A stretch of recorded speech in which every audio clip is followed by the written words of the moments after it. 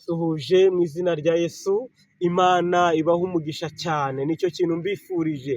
Uyu mwaka mbifurije umwaka mushya muhire wa 2024, uzababere uw'ishya n'ihirwe, muzishime, muzanezerwe, Imana izabaha amahoro, izabahe kuyiringira, izabahe kuyizera, aba ariyo muzatura ibibazo byanyu, ntimukazabiture abantu, kuko ibibazo byacu iyo tubituye Uwiteka, Uwiteka arabyumva.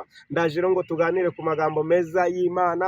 Ni amagambo ari mu gitabo cy'Itangiriro, ibice byaho ni 15.